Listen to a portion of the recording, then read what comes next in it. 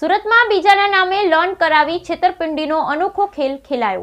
સુરતમાં બીજાના નામે લોન કરાવી છેતરપિંડીનો અનોખો ખેલ. સુરતમાં આર્થિક સંકળામણ અનુભવતા જરૂરિયાતમંદ લોકોને ઝડપી લોન કરાવી આપવાની લાલચ આપી તેઓની જાણ બહાર તેમના નામ ઉપર અલગ અલગ કન્ઝ્યુમર તથા પર્સનલ લોન કરાવી કુલ 3,66,05,088ની છેતરપિંડી કરનાર ટોળકીના 3 સાગરીતોને ઝડપી પાડી મોટા ગુનાનો ભેદ ઉકેલો કાઢ્યો છે. જોકે પકડાયેલ આરોપીઓ વિરુદ્ધ અન્ય શહેરોમાં પણ આ પ્રકારના ગુના દાખલ થયેલ હોવાનું પોલીસ તપાસમાં સામે આવ્યું છે. ફિક્સ આંકડામાં અનુભવ જરૂરિયાત લોકોને ઝડપી લોન આપવાનું કહી તેમના કાગળ ઉપર તેમના નામે લોન લઈ છેતરપિંડી કરતા હોવાના એક ફરિયાદ સુરતના સલાબતપુરા પોલીસને મળી હતી. ગત તારીખ 28/1/2025ના રોજ આ સુરત પોલીસને એક વ્યક્તિ આવી ફરિયાદ કરી હતી.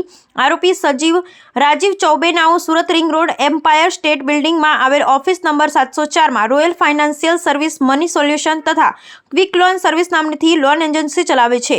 પૈસાની જરૂરિયાતને લઈને આ વ્યક્તિને મળતા આ વ્યક્તિએ મને સસ્તા દરે અને ઝડપથી લોન કરી આપવાની અને લોનના હપ્તા કંપની ભરશે તેવી લોભામણી લાલચ આપી હતી. તેમના તથા તેમની પત્નીના નામે અલગ અલગ 13 ફાઇનાન્સ બેંક એપ્લિકેશન મારફતે કુલ ₹10,09,000ની કન્ઝ્યુમર તથા પર્સનલ લોન કરાવી લઈ તેમાંથી ₹2,01,105ની ગુજરાત પોલિસી રકમના હપ્તા પોતે ભરી બાકીના ₹7,98,914ના હપ્તા નહીં ભરી છેતરપિંડી કરી હોવાની અને તે સિવાય અન્ય આશરે 40 જેટલા લોકો સાથે અલગ અલગ કન્ઝ્યુમર તથા પર્સનલ લોન કરાવી રહી તેના રૂપિયા નહીં ચૂકવી કુલ ₹66,05,088ની છેતરપિંડી કરી હોવાની પોતાની ઓફિસ તથા મોબાઈલ ફોન બંધ કરી નાસી જવા બાબતની ફરિયાદ આપી હતી. આ મામલે સલાબતપુરા પોલીસે તાત્કાલિક ગુનો દાખલ કરી આરોપીઓને પકડી પાડવા માટે અલગ અલગ ટીમો બનાવી કામગીરી શોધી કરી હતી અને આરોપીઓને શોધી કાઢવા માટે ટેકનિકલ તથા હ્યુમન સોર્સિસના આધારે વર્કઆઉટમાં હતા. દરમિયાન સર્વેલન્સ સ્ટાફના પોલીસ માણસો સદર છેતરપિંડીના ગુનામાં સંડોવાયેલ 3 આરોપીઓની ઝડપી પાડી તેઓના વિરુદ્ધ આગળની કાયદેસરની કાર્યવાહી હાથ ધરી છે. Bureau report Sunil Ganjewala, Surat.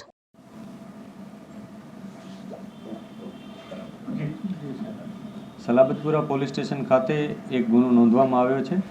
આ ગુનામાં હકીકત એ મુજબ છે કે 3 વ્યક્તિઓ રાજેશ, વિરેન્દ્ર ચૌબે, સરફરાઝ અને મોનિકા, આ 3 વ્યક્તિઓએ એક ફાઇનાન્શિયલ કંપની અહીંયા સલાબતપુરા પોલીસ સ્ટેશન વિસ્તારમાં એમ્પાયર બિલ્ડિંગમાં શરૂ કરી હતી.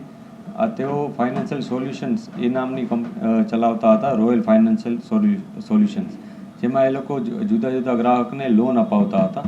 આ લોનમાં એ લોકો ગ્રાહકો પાસે કન્ઝ્યુમર લોન પહેલાં અપાવતા, પછી કન્ઝ્યુમર લોન અપાવી અને એને પછી એના ઉપર પર્સનલ લોન અપાવડાવતા અને મેક્સિમમ જે પણ લોન અપાવી શકે જે ઓનલાઈન જુદી જુદી ફાઇનાન્શિયલ બેંક્સ છે એના થ્રુ એમ અપાવતા હતા અને પછી એમના જે નાણાં હતા એ પોતાના એકાઉન્ટમાં મેળવી લઈ અને પછી એ નાણાંનો એ લોકો ઉપયોગ કરી અને જે ભોગ બનનાર હતા એને કોઈ પણ જાતની સર્વિસીસ મળતી ન હતી અને એ પ્રકારનું ફ્રોડ એ લોકોએ આચર્યું હતું.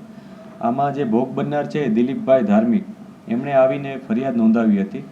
એમણે અને એમના પત્નીના નામે ટોટલ 10 લાખની લોન આવી રીતના થઈ હતી.